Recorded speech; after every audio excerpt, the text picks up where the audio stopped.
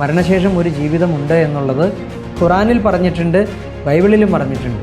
ഒരിക്കൽ പോലും രുചിക്കാത്ത ഒരു ഫലത്തെപ്പറ്റി ഞാനിവിടെ ഇരുന്ന് പറഞ്ഞാൽ നിങ്ങൾക്കതിനെ മനസ്സിലാക്കാൻ സാധ്യമാവും. 1000 ഹൂറികൾ എന്ന് പറയുമ്പോൾ നമ്മൾ അവിടുത്തെ മനോഹരമായിട്ടുള്ള അനേകം സ്ത്രീകളെന്നല്ല കാണേണ്ടത്. മരണശേഷം ഒരു ജീവിതം ഇല്ല എന്ന് പറയാൻ എന്തെങ്കിലും കാരണങ്ങൾ നിങ്ങളുടെ കൈവശമുണ്ടോ? ഇല്ല. എന്നാൽ പിന്നെ ഉണ്ട് എന്ന് വിശ്വസിച്ചിട്ട് കൂടെ യാത്ര ചെയ്താൽ നമുക്കുണ്ട് എന്ന് മനസ്സിലാക്കിക്കൂടെ? ഇല്ല എന്ന് എന്തിനാ വെറുതെ ഇരുന്ന് ചടിക്കണത്? മരണശേഷം ഒരു ജീവിതമുണ്ട് എന്നുള്ളത് ഖുറാനിൽ പറഞ്ഞിട്ടുണ്ട്, ബൈബിളിലും പറഞ്ഞിട്ടുണ്ട്. സനാതനധർമ്മത്തിൻ്റെ ഗ്രന്ഥങ്ങളിൽ ഇതിനെപ്പറ്റി പ്രതിപാദിക്കാത്തതിന് കാരണം ഒരു സനാതനി എങ്ങനെ ആയിരിക്കണം എന്നുള്ളതിനെപ്പറ്റി വ്യക്തമായി അതിനകത്ത് പറഞ്ഞിട്ടുണ്ട്. അതിന് നമുക്ക് ചാതുർവർണ്ണ്യം എടുത്ത് നോക്കേണ്ടി വരും. ചാതുർവർണ്ണ്യം എന്താണെന്ന് ഇപ്പോൾ പറയാൻ പോയാൽ അതിവിടെ തീരില്ല.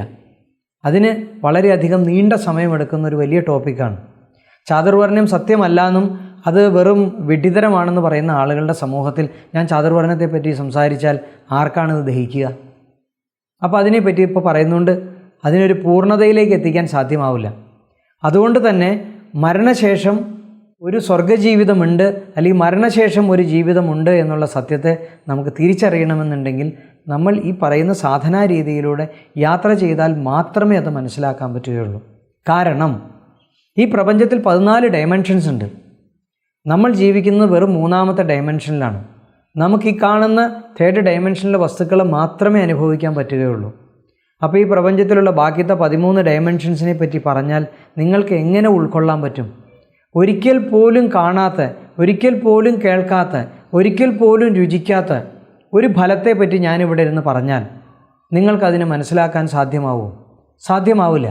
പക്ഷെ അതൊരിക്കൽ കണ്ട് അനുഭവിച്ചു കഴിഞ്ഞാൽ നമ്മളുടെ നോളജിൻ്റെ ഭാഗമായി, നമ്മളുടെ അറിവിൻ്റെ ഭാഗമായി, അത് നമ്മളുടെ ശരീരത്തിൻ്റെ ഭാഗമായി മാറി.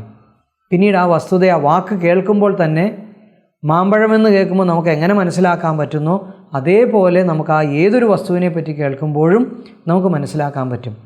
മരണശേഷം ഒരു ജീവിതമുണ്ട് എന്നുള്ള സത്യം നമ്മൾ തിരിച്ചറിയണം. നമ്മളതൊരിക്കലെങ്കിലും നമ്മൾ പോയി മരണത്തിന് ശേഷം നമുക്കവിടെ എന്താണ് ലഭിക്കുന്നത്, നമുക്കവിടെ എന്തെല്ലാം സാധ്യമാണ് എന്നുള്ളത് തിരിച്ചറിയേണ്ടത് അത്യാവശ്യമാണ്. നമ്മളൊരു 5 രൂപയുടെ പേന വാങ്ങിയാൽ നമ്മളതൊന്ന് വരച്ചു നോക്കും അത് തെളിയുമെന്ന്. ഒരു 150 രൂപയുടെ മുറി നമ്മൾ താമസിക്കാനെടുത്താൽ നമ്മൾ ആ മുറി കയറി നോക്കും അത് താമസയോഗ്യമാണോ എന്നുള്ളത്. മരണശേഷം ഒരു ജീവിതം ഉണ്ടോ ഇല്ലയോ എന്നുള്ളത് നമ്മൾ പരീക്ഷിച്ചറിയേണ്ടതാണ്. ഈ കാണുന്ന ജീവിതത്തിൽ, ഭൗതിക ജീവിതത്തിൻ്റെ തിമിർപ്പിൽ നമ്മളെല്ലാം മറന്ന് ഉല്ലസിച്ച് ജീവിക്കുന്നതിനിടയിൽ ആത്മീയത മറന്നുള്ള ജീവിതമാണ് പോണത്. ഈ ആത്മീയത മറന്നുള്ള ജീവിതത്തിൽ മരണശേഷം ഒരു ജീവിതമുണ്ടെന്ന് ചിന്തിക്കാൻ നമ്മൾ മറന്നു പോവാണ്. ഇതാണ് മായാവലയം. ഈ മായാവലയത്തിൽ കിടക്കുന്ന ഒരു വ്യക്തികളും മരണശേഷം ഒരു ജീവിതമുണ്ട് എന്നുള്ളതിനെപ്പറ്റി ചിന്തിക്കുന്നത് പോലുമില്ല. ഈ വീഡിയോ കേൾക്കുന്ന ഒരു വ്യക്തികൾ പോലും ഇതിനെ മനസ്സിലാക്കാൻ പോലും ശ്രമിക്കില്ല. അപ്പോൾ എന്തു പറ്റും? മരണശേഷം ജഡമായി കിടക്കുന്ന ശരീരത്തിൻ്റെ ശരീരബോധത്തിൽ നിന്ന് പ്രപഞ്ചബോധത്തിലേക്ക് അയാൾ ലയിച്ചു ചേരും. ആ സമയത്ത് അദ്ദേഹത്തിന് അനുഭവപ്പെടുന്നതെല്ലാം ഒരു ഈച്ച എന്ന് പറയുന്നത് ആനയെപ്പോലെ ആയിരിക്കും. മരിച്ച ശരീരത്തിൽ ഒരു ഈച്ച വന്നിരുന്നാൽ ആ മരിച്ച വ്യക്തിക്ക് അതൊരാന എന്ന പോലെ അനുഭവപ്പെടും. മരണശേഷം എന്ന് പറയുന്നത് ഒരു അത്ഭുതകരമായിട്ടുള്ള ലോകമാണ്. നമുക്ക് ദിനരാത്രങ്ങൾ സഞ്ചരിച്ചാൽ പോലും തീരാത്ത നിഴലുകളുള്ള മരങ്ങൾ എന്ന് പറയുമ്പോൾ അതിൻ്റെ ഡയമെൻഷൻസിൻ്റെ വ്യത്യാസമൊന്നും നമ്മൾ മനസ്സിലാക്കണം.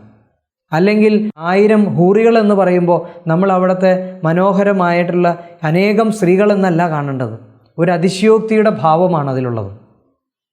ആയിരക്കണക്കിന്, അതായത് ഇവിടെ നമുക്ക് കിട്ടുന്ന ആ ഒരു ജീവിതത്തിൽ എത്രമാത്രം സന്തോഷമുണ്ടോ അതിനെ 1000 മടങ്ങായി കാണുക. എല്ലാറ്റിലും നന്മയുടെ ഭാവങ്ങളാണ് കാണിക്കുന്നത്. അവിടെ ഒരിക്കലും ഒരു സ്ത്രീയെ കാണിച്ച് മോഹിപ്പിച്ച് ഇങ്ങനെ കിട്ടുമെന്നല്ല. എന്തിൻ്റെയും ആത്മീയ ഭാവത്തെ തിരിച്ചറിയണമെന്നുണ്ടെങ്കിൽ നമ്മളിൽ ആത്മീയതയാണ് വേണ്ടത്. അല്ലാതെ അവിടെ സ്ത്രീ എന്ന് പറയുന്ന ഒരു രൂപത്തെ കാണിച്ച് മോഹിപ്പിക്കുകയല്ല ചെയ്യണത്. അതിനെ നമുക്ക് മനസ്സിലാവണമെന്നുണ്ടെങ്കിൽ ആത്മീയത വേണം. ആത്മീയത ഉൾക്കൊണ്ട് ജീവിച്ചാൽ മാത്രമേ മരണശേഷം ഒരു ജീവിതമുണ്ട് എന്നുള്ള സത്യം നമുക്കറിയാൻ പറ്റുകയുള്ളൂ. ഇതിനു വേണ്ടിയിട്ട് നിങ്ങളുടെ മുന്നിൽ എത്ര വേണമെങ്കിലും ഉദാഹരണം നിരത്താൻ ഞാൻ തയ്യാറാണ്. മരണശേഷം ജീവിതമുണ്ട് എന്നുള്ളത് സത്യമാണ്. അത് സയൻറ്റിഫിക്കലി തെളിയിക്കാൻ പറ്റും. സയൻറ്റിഫിക് എന്ന് പറയുമ്പോൾ മറ്റൊരു ഇടത്തിൽ പരീക്ഷിച്ച് അതിനെ പ്രയോഗിച്ച് മനസ്സിലാക്കി പ്രൂവ് ചെയ്യുകയല്ല ചെയ്യണത്. ആത്മീയതയിലൂടെ നമ്മൾ തന്നെ അതിൻ്റെ പരീക്ഷണ വസ്തുവായി നമ്മളിൽ തന്നെ പരീക്ഷിച്ച് നമ്മൾ തന്നെ അനുഭവിച്ചറിയാണ്. ഇത് ഓരോ ഇൻഡിവിജ്വലിനും അറിയേണ്ടതാണ്. ഇതാണ് യഥാർത്ഥത്തിലുള്ള ആത്മീയത. സയൻസിലൂടെ പറയുന്നത് ആരോ എവിടെയോ പ്രൂവ് ചെയ്തു എന്ന് പറയണതാണ്. നമ്മൾ അറിയുന്നു പോലുമില്ല.